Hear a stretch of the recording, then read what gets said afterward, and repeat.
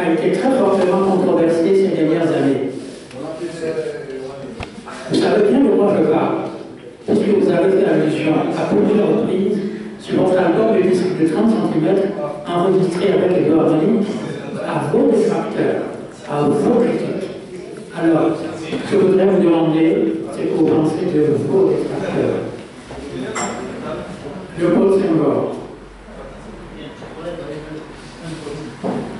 Mais je pense qu'il est vrai que ma théorie de la négritude, que notre théorie de la négritude, à Césaire et Damas et moi, soit contestée. Et qu'il faut donner aujourd'hui, en ce dernier quart du XXe siècle, une nouvelle définition de la négritude à nous-mêmes. Nous-mêmes, nous avons évolué. On nous a dit, vous êtes contredits. Et j'ai dit, pour un théoricien, il n'y a que deux alternatives. Ou bien se répéter, ou bien se contredire. Moi, je me répète. Et j'essaie d'approfondir ma théorie. Mais ce que les Toubabs disent, ce que les Blancs disent, et ils sont tombés dans la sophistique que Socrate, que le bonhomme Socrate, combattait déjà au 5e siècle. Victor Bouzouki. Monsieur le Président, depuis les années 30, vous avez dû évoluer. Votre pensée a évolué.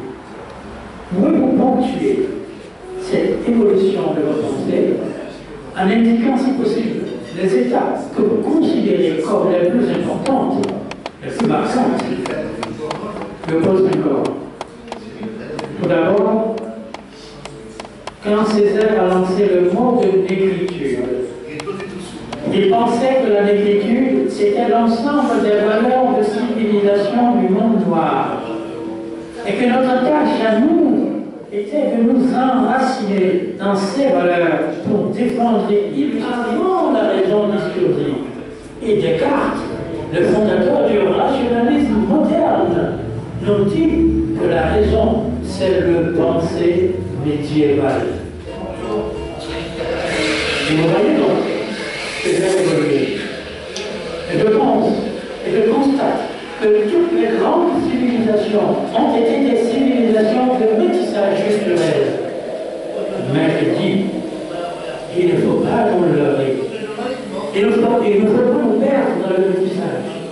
Il faut s'enraciner dans les valeurs de la négritude. Cela nous permettra de nous ouvrir aux autres valeurs et de préparer la civilisation du XXIe siècle où nous jouons notre rôle.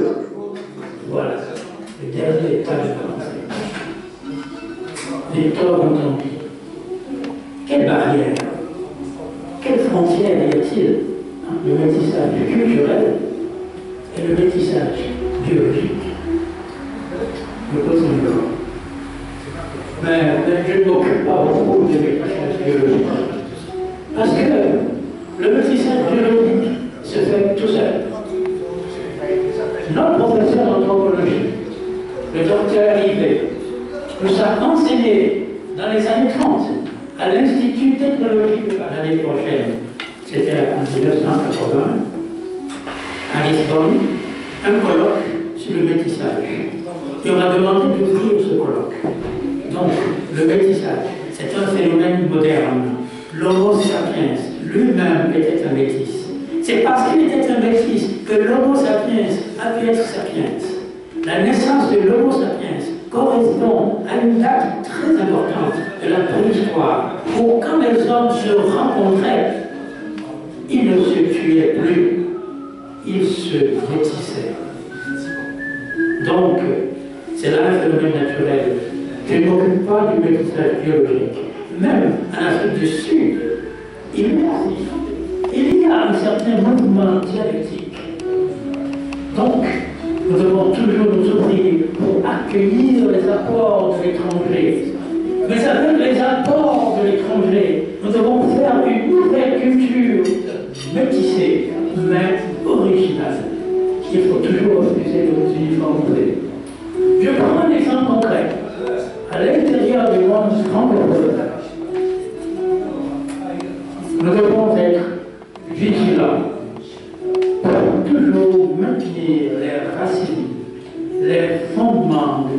négritude.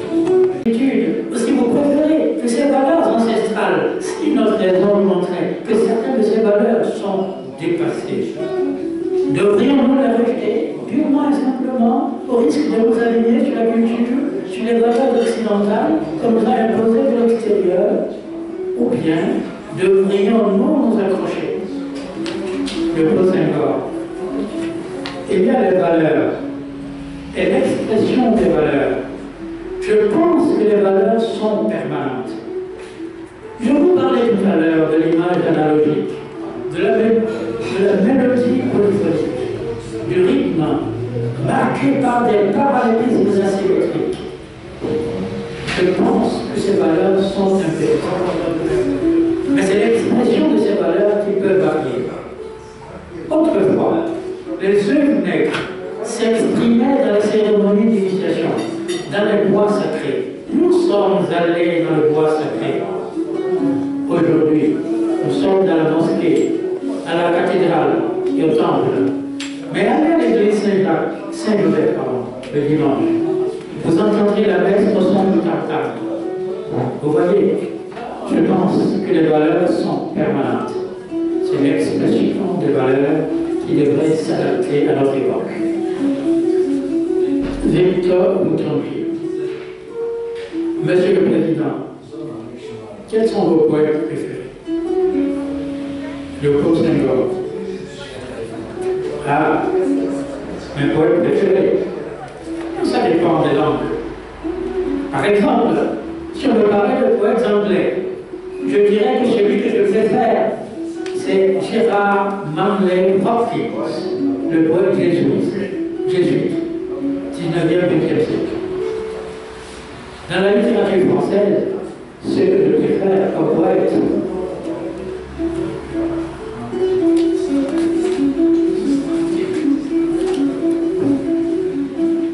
c'est Paul Claudel. Paul Claudel et Saint-John Perse. Saint-John Perse, un entier extra. Monsieur le Président, vous avez écrit un poème très célèbre. Excusez-moi d'aborder un domaine intime. Vous avez écrit un poème très célèbre. Femme noire. C'est le poème que Yvette vous avez écouté la dernière fois. Le Paul Senghor, non, les élégies majeures. Il a paru chez Justy à Paris. Je vais vous en donner le manuscrit. Et Victor Boutonville, je vous en remercie d'avance. Le Paul Senghor, lettres hivernales, c'est l'avant-dernier recueil de poèmes. Victor Boutonville. À propos de la reine de Saba, vous avez écrit un poème également célèbre pendant les années 40. Le Paul Senghor. Excusez-moi, mais je ne vois pas bien à quoi vous faites allusion.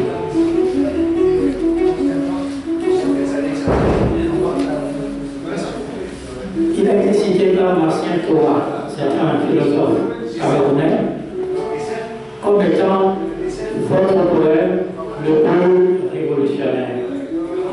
Le Paul Senghor, sourire. Et je précise que Marcien Torah est un philosophe camerounais, un des deux plus grands, un de ceux que nous considérons les plus grands détracteurs de Senghor, au point de consacrer mon ouvrage dans les années 70 à une étude comparative de Senghor et ses pairs, qui est intitulée Négritude ou servitude. Le Paul Senghor, négritude ou servitude. Torah, Marcien Torah, est avec Stanislas Azeteli, qui est un autre penseur africain du Bénin, aussi, était à l'œuvre et pense que le Dieu de ce qu'il est considéré comme le plus grand détracteur de ces guerres, de ces morts, qui ont publié leurs ouvrages dans les années 70. Marcien Torah nous a quittés, malheureusement, en parenthèse, il y a un an après. Donc, vraiment, a été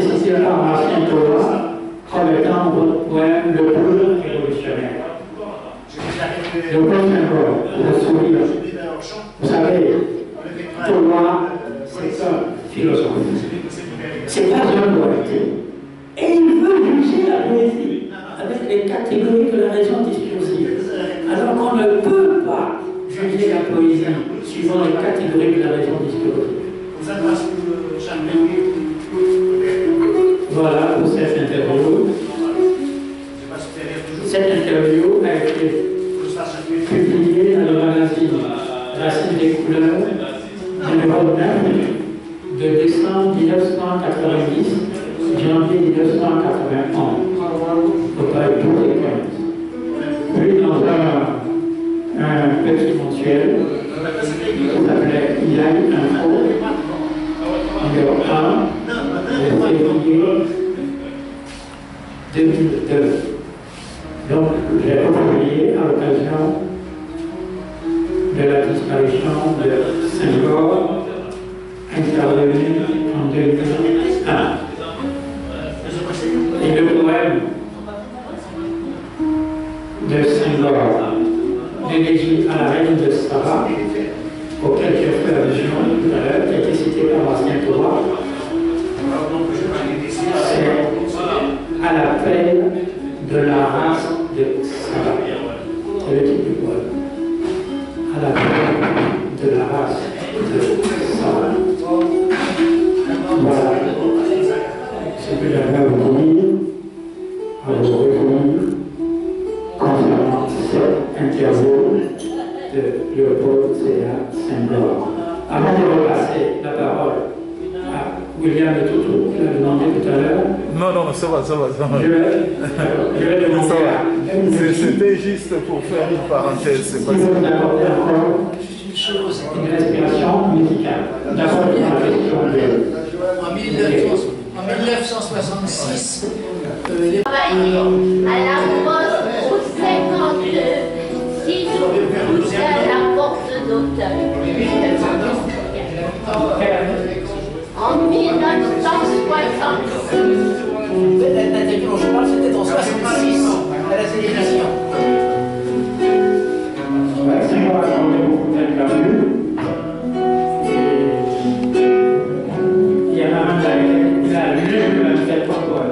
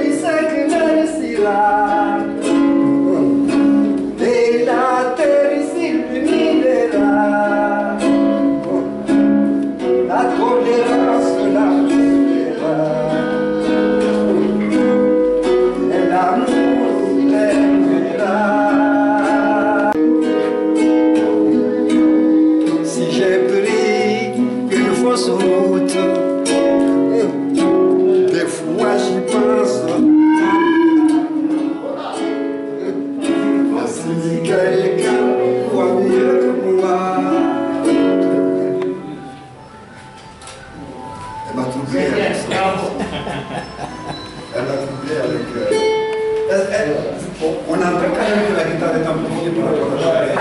Alors du coup, le métro demande la guitare, ça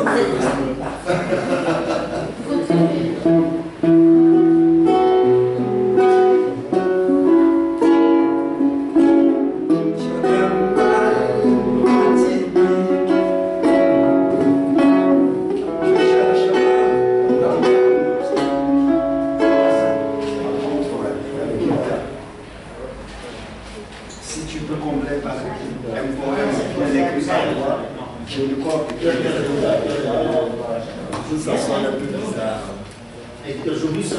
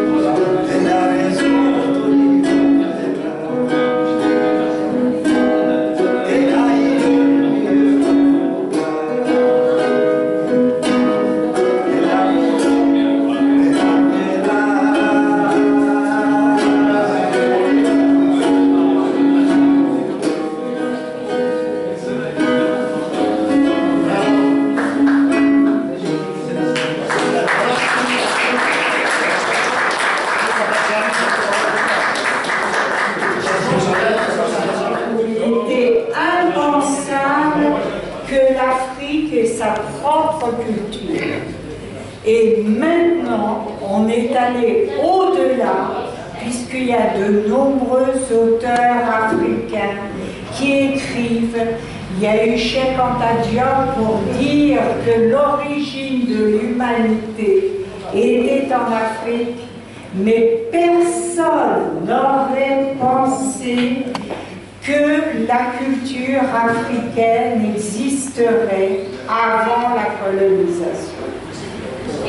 Et il faut dire que les gens qui ont lancé tout sur la négritude, Cheikh Anta Diop, tous ces gens-là ont risqué leur vie pour défendre la culture africaine.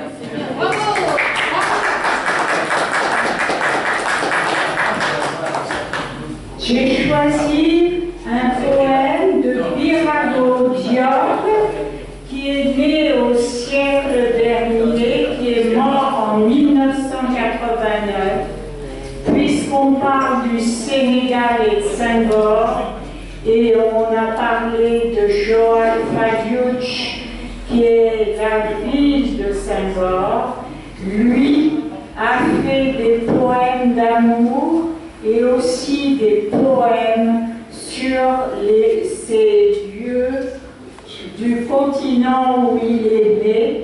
Donc Birago Diop, qui était un vétérinaire, qui a reçu aussi une culture française, a écrit des poèmes. Celui-ci date de 1925 sur une ville presque magique au Sénégal qui s'appelle Saint-Louis.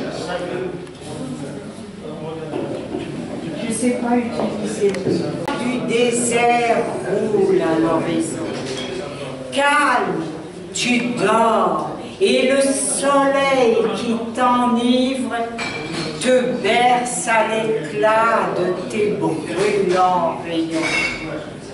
Dans ton lourd sommeil, nul chant te délivre, ville qu'endormit l'autre incantation.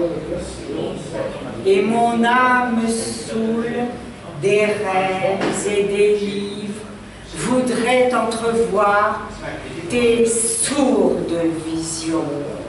Elle voudrait ouïr ta voix qui s'étue et le murmure de tes nuits révolues où s'agitaient tes pensées vers l'avenir.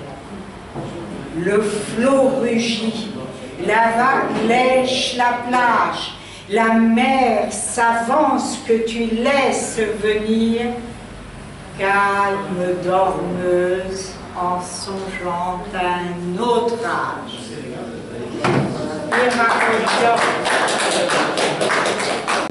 J'ai un petit peu envie de lui faire un petit honneur. Lisons plutôt.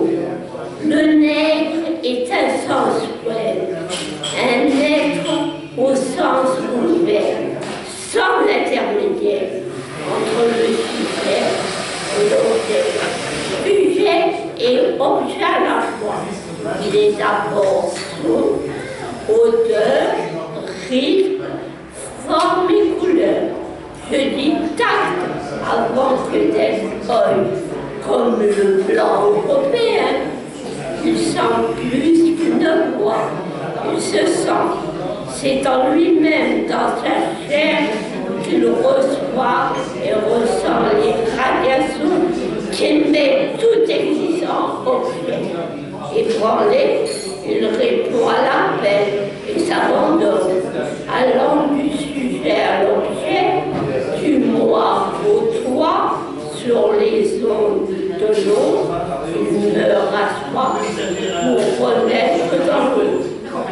Ce qu'il est la meilleure façon de le connaître, c'est dire que le nègre, traditionnellement, n'est pas dénué de raison, comme on en a voulu me le faire dire. Mais sa raison n'est pas discursive, elle est synthétique, elle n'est pas antagoniste, elle est sympathique. C'est un autre mode de connexion. La raison n'a pas les choses. Elle ne les fout pas en dixième en éliminant les sucres et les sels. Elle se coule dans les artères des choses. Elle est en écoute pour les conflits, pour se lever au cœur du vin du réel. La raison blanche et analytique par utilisation. La raison nette et intuitive. Donc, j'ai trouvé ce texte magnifique et ça,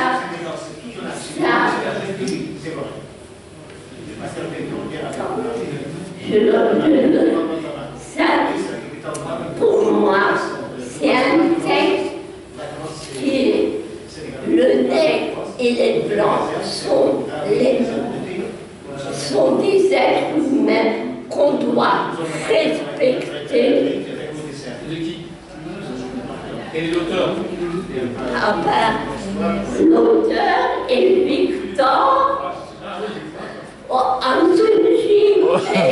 Je lui ai dit que comme il n'était pas arrivé en retard en Empire, Victor Antonji. Applaudissez pour eux.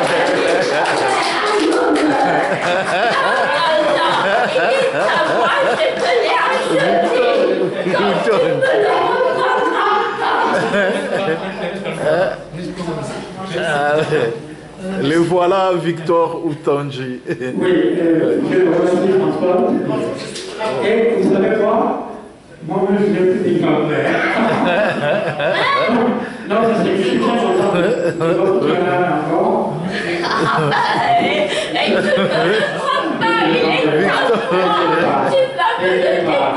Tu vas me le dédicacer parce que je te l'ai payé. Tu vas le prendre pas. Ok. C'est bon. Donc, je suis très content de voir. Et là, mais il faut que je précise. La belle citation qu'elle vient de faire n'est pas de moi. Elle est de Léopold Sédar Senghor précisément. Mais elle a extrait de mon livre. Qui s'intitule Le cahier d'Aimé Césaire, événement littéraire et facteur de révolution. Donc, je suis très content que le passage n'y ait plus. Donc, j'ai cité ce passage-là pour montrer que tout à l'heure, je parlais de Martien Thoreau, qui est un des deux principaux détracteurs francophones de Senghor. Avec son livre, Léopold Sédar Senghor, l'écriture pour servitude. La particularité de Martien Thoreau par rapport à un autre détracteur qui est Stanislas Adelthémy, qui dénigre toute la littérature au nom de la volonté de s'inscrire dans une dialectique marxiste de sa différence. La différence, c'est que Martien Thoreau dénigre Senghor au profit de Césaire. Pour Martien Thoreau, Césaire, c'est le prophète de la révolution noire. Alors que Senghor serait le support de la course, enfin, comment dire, l'assimilé. Le représentant du néocolonialisme, quoi, ça. Bon, non, c'est-à-dire qu'on a reproché à Senghor des passages qui disaient, par exemple, du moins au début, l'émotion est née comme la raison était raison. Par exemple, l'émotion est née comme la raison était raison. C'est-à-dire la raison discursive, en quelque sorte, la faculté de réfléchir, n'est-ce pas, est occidentale en quelque sorte, alors que les nègres sont les êtres émotifs. Donc c'est des facteurs de l'un reproché. Bon, sous la plume de Martien Thoreau, qui met à l'honneur d'Aimé Césaire, j'estime que c'est une vue partiale. Parce que dans la poésie d'Aimé Césaire, le cahier de ressources naturelles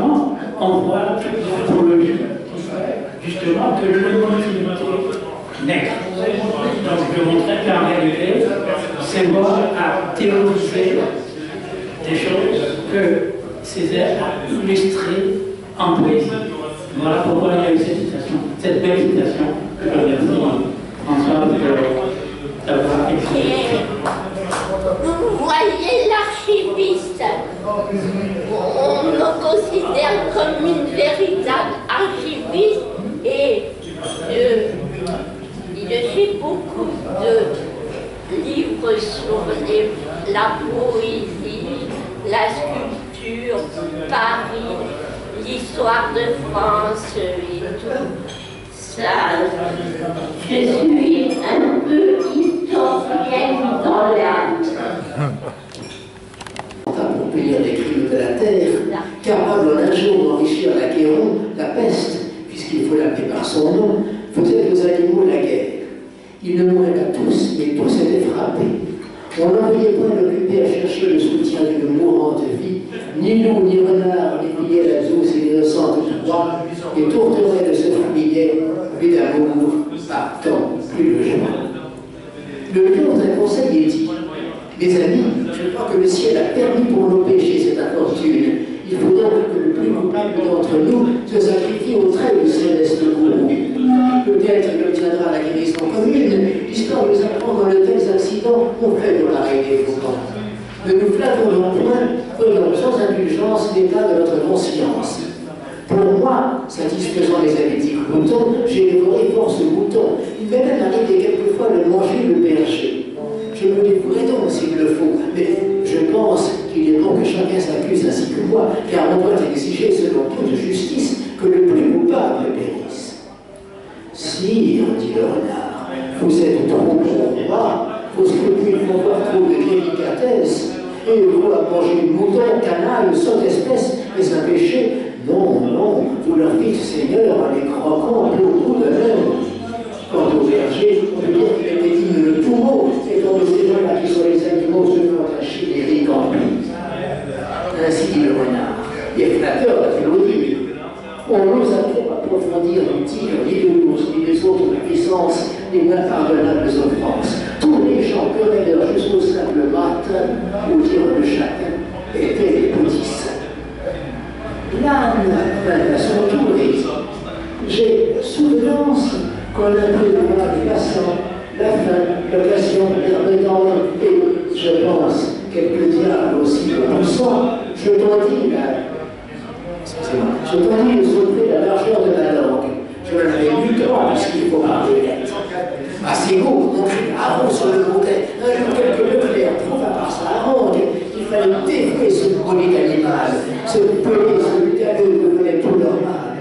Sa pécadille faut juger infattendable, manger l'herbe d'autrui, quel crime abominable. Rien que la mort est capable d'expliquer ce forfait. Moi, le lui fis bien voir. Selon que vous serez puissant ou misérable, les jugements de cour pourront être blancs ou noirs. Inutile de vous dire que Louis XIV n'avait pas du tout apprécié ça. Il se déplacera pour 1915. Normalement, il n'y a pas d'amitié. Donc, pour le remercier de vous appeler, journaliste, vraiment, Amitié pour l'héros-poésie. Voilà, l'héros-poésie également. Et Belmondi également, c'est un grand artiste qui tient une scène ouverte tous les jeudis près de la gare de l'Est, un jeudi sur deux. Et puis, dans un autre endroit, c'est le seul endroit maintenant. Ouais, le seul endroit où j'ai.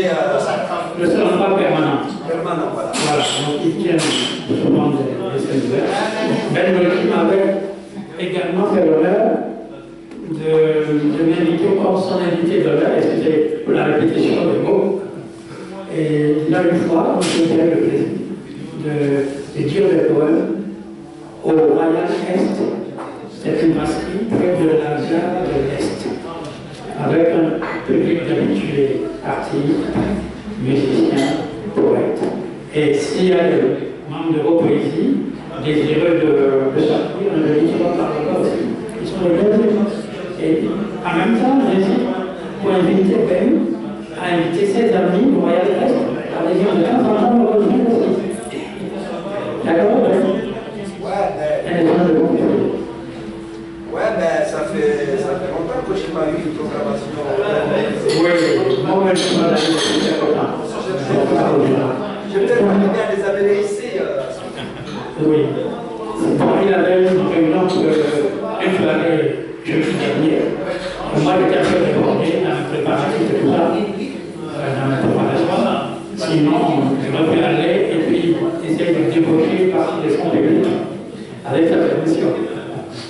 Merci, encore une fois.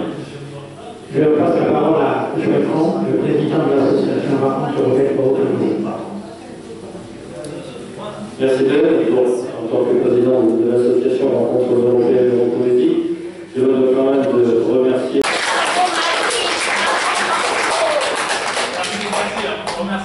Voilà, et en même temps remercier le travail formidable que fait Victor Outouti sur la préparation de son colloque depuis plusieurs mois, avec un résultat qui promet d'être formidable.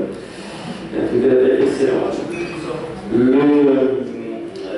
On a la chance effectivement d'avoir la venue de ce journaliste ici présent. Mondial TV. Mondial TV. De Mondial TV, exactement. Pour nous, c'est un plaisir de voir un peu mise en valeur l'activité de l'association. On a toujours des amis photos, enfin, évidemment ici présent. Alors, avant de lire un poème qui peut un peu résumer le thème de la diversité des cultures, qui résume un petit peu le thème que tu présentes sur un poème, moi je tenais à proposer que tu associes une poétesse qui est ici présente, Rouga Ifat, qui représente aussi un aspect de la diversité et de la culture en France. Elle peut venir si elle veut, effectivement. Oui, s'il vous plaît. Il est longtemps construit et tant bâti que l'horizon s'ouvrit jusqu'à l'Académie. Eugène Ionesco des Pères de la Roumanie, Léopold Sédar Senghor du Sénégal en négritude de l'Afrique, Marguerite Yourcenar du ciel de l'Amérique, et tant d'autres ont apporté à l'édifice leur pierre, dont à nos côtés ils peuvent être fiers. Citoyens du monde, sachant libérer nos frontières à partir de tout ce qui peut rapprocher nos prières d'un monde tourné vers l'universelle ouverture qui rassemble les êtres dans leur diversité vers un noble futur.